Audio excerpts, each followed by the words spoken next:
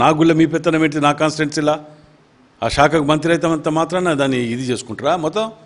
చూడండి నేను మొదటికెళ్ళి చెప్తూనే ఉన్నాను మాకు ఓపిక ఎక్కువ దాన్ని ఆసరగా తీసుకొని మేము ఏది చేసినా నడుస్తుంది అనుకొని ఒక పెద్ద మనిషి వ్యవహారం చేసినప్పుడు మంత్రివర్యులు 4 నియోజకవర్గాలని సమన్వయపరుచుకుంటూ వాళ్ళ మంచి చెడ్లు చూసుకుంటూ పోవాల్సిన వాళ్ళే ఇతర నియోజకవర్గాలలో ఆ శాఖకు నేను మంత్రిని కదా అంటే నీకు 100 ఉంటాయి గుళ్ళు మా కాన్స్టిట్యున్సీ మాకు ఉండేది 1-2 కదా వాటిల్లో కమిటీలన్నీ మీరు వేసుకున్నాక నేను ఎమ్మెల్యేకి ఎందుకు ఇక్కడ నాకు చెప్పకుండా వేసినాక మీరు ఎందుకు నేను ఎందుకు ఇక్కడ మీ ఇంటికి నా ఇల్లు ఎంత దూరం ఉంటుందో నా ఇంటికి కూడా మీ ఇల్లు అంతే దూరం ఉంటుంది నేను అధిష్టానానికి కంప్లైంట్ చేసినా అది మంచి పద్ధతి కాదు ఆ పద్ధతి మార్చుకోండి మీరు ఇదే విధంగా కనుక పోయేది ఉంటే రేపు పొద్దుటికెళ్ళి నేను కూడా మరి అదే అధిష్టానం కూడా చెప్పదలుచుకున్నాను నేను కూడా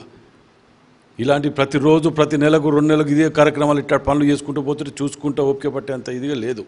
ఆ తప్పు పద్ధతి అది మేము పోతున్నాం కదా అని చెప్పి మీరు ఇట్లా నిర్లక్ష్యం చేసుకుంటూ పోతే భారీ నష్టం జరుగుతుంది పార్టీకి ఇక్కడ కార్యకర్తలు నమ్ముకున్న వాళ్ళకి ఇది చేసుకోకుండా ఎవరి మీ ఇష్టం వచ్చిన వాళ్ళకు నా గుళ్ళ మీ పెత్తనం ఏంటి నా కాన్స్టిట్యున్సీలా ఆ శాఖకు మంత్రి అయితే అంత మాత్రాన దాన్ని ఇది చేసుకుంటారా మొత్తం వర్ధనపేటకు ఒకటి పర్కాలకు ఒకటి ఇట్లా ఉన్న జిల్లాలో మనకొకటి ఇచ్చుకుంటూ అని చేసి కమిటీ వేసుకోవాలి నాకు కాన్స్టిట్యున్సీలో ఉంటుంది మీ గుడి ఉంటుంది మీ కాన్స్టిట్యున్సీలో 7 పెట్టుకొని నా కాన్స్టిట్యున్సీగా 5 ఇచ్చుకుంటూ పోతుంది ఏమన్నా పద్ధతి అది అక్కడ నాకు సంప్రదించింది లేదు అడిగింది లేదు నేను ఒక మహిళకు ఉపాధ్యక్షురాలు ఇస్తానని చెప్పానంటే డిప్యూటీ చైర్మన్ ఇస్తానంటే సరే అని చెప్పి బంకసాల గారి పేరు ఇచ్చిన అది లేదు ఏది లేదు టప్ని చేసుకోవటం సాగి వస్తున్నది ఏం లేదు